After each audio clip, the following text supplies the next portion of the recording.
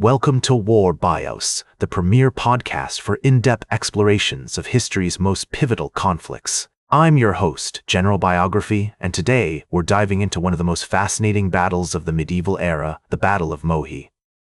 This epic clash between the Mongol Empire and the Kingdom of Hungary took place on April 11, 1241, in the rolling hills and plains of Eastern Europe. The story begins in the early 13th century, when Genghis Khan's Mongol Empire was expanding its vast territories through a series of lightning-fast conquests.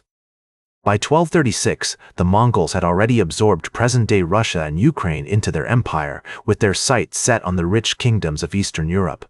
The Mongol army's superior tactics, mobility, and sheer numbers made them a formidable force, feared by all who stood in their way. Their military campaigns were marked by brutal efficiency as they swept across the steppes, leaving destruction and devastation in their wake. As the Mongols approached the Hungarian border, King Bela IV of Hungary, who had ascended to the throne in 1235, was faced with a daunting challenge. The Hungarian kingdom, though well established and prosperous, was no match for the Mongol horde's military might. The king's attempts to forge alliances with neighboring kingdoms and secure support from the Pope were ultimately unsuccessful, leaving Hungary to face the Mongol threat alone. The historical context of the Battle of Mohi is also crucial to understanding its significance. The 13th century was a time of great upheaval in Europe, with the rise of powerful kingdoms, the decline of the Byzantine Empire, and the threat of Mongol invasions. The Battle of Mohi was not an isolated event, but rather part of a larger pattern of conflict and conquest that shaped the medieval world. In 1239, the Hungarian king received a letter from the Grand Duke of Kiev warning him of the Mongol threat, but he failed to take adequate action. This lack of preparedness would prove disastrous, as the Mongols were masters of intelligence gathering and strategic planning. They had been monitoring the situation in Eastern Europe for years, studying the military strengths and weaknesses of their potential enemies. The Mongol army, led by the brilliant and ruthless Subutai, was poised to strike at the heart of Hungary, while the Hungarian knights, brave but outnumbered, prepared to defend their kingdom against all odds. On April 11, 1241, the Mongol army, led by the brilliant and ruthless Subutai, clashed with the Hungarian knights, brave but outnumbered, in a maelstrom of steel and blood. As the two armies faced off on the rolling hills and plains of Eastern Europe, the air was electric with tension. The Mongols, masters of intelligence gathering and strategic planning, had been monitoring the situation in Eastern Europe for years, studying the military strengths and weaknesses of their potential enemies. They had chosen the perfect moment to strike when the Hungarian kingdom was at its most vulnerable.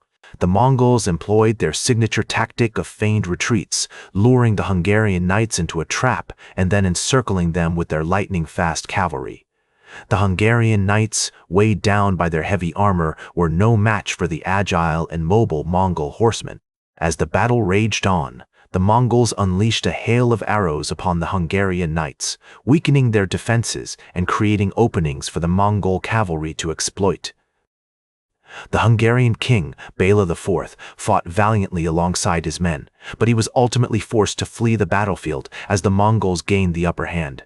The Battle of Mohi was a decisive victory for the Mongols, marking the beginning of their conquest of Eastern Europe. The Hungarian kingdom was left in ruins, its people slaughtered or taken prisoner, and its capital city, Buda, was sacked and burned to the ground. The Mongols would go on to conquer much of Eastern Europe, leaving a trail of destruction and devastation in their wake. The Mongol conquest had far-reaching consequences, shaping the course of European politics, culture, and society for centuries to come. In the words of the medieval historian Matthew Paris, the Tartars, like a swarm of locusts, devoured everything in their path, leaving nothing but desolation and ruin behind them. But, as with all great empires, the seeds of decline were already sown. The Mongols' vast territories were beginning to fragment, and internal conflicts would soon weaken their grip on power. The Mongols' vast territories, which once stretched from China to Eastern Europe, began to fragment in the late 13th century. Internal conflicts, succession crises, and external pressures all contributed to the weakening of their grip on power. One of the key factors that led to the decline of the Mongol Empire was the Black Death, which ravaged Europe in the 14th century. The pandemic had a devastating impact on the Mongols' trade networks and economy, leading to a significant decline in their military strength and influence. Additionally, the rise of powerful kingdoms such as Poland, Hungary, and Lithuania posed a significant challenge to Mongol rule in Eastern Europe. As the Mongol Empire began to crumble, its legacy continued to shape the course of European history. The Mongols had introduced new technologies, such as the stirrup and the composite bow, which revolutionized warfare in Europe. They also facilitated trade and cultural exchange between East and West, introducing Europeans to new goods, ideas, and customs. In Eastern Europe, the Mongol conquest had a profound impact on the development of local societies. The Mongols' destruction of Kiev, the capital of the Kievan Rus', led to the rise of Moscow as a major power in the region.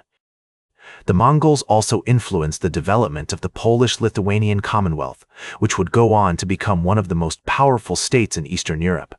The Golden Horde, a Mongol Khanate that ruled over present-day Russia and Ukraine, played a significant role in shaping the course of Russian history. The Golden Horde's capital, Sarai, was an important center of trade and culture, and its rulers patronized artists, writers, and scholars. The Golden Horde also introduced Islam to the region, which would have a lasting impact on the cultural and religious landscape of Eastern Europe. In conclusion, the Mongol Empire's conquest of Eastern Europe marked a pivotal moment in history, shaping the course of politics, culture, and society for centuries to come. That's all for today's War Bios. Remember to like, share, and subscribe, and until next time, I'm General Biography reminding you to keep marching toward victory.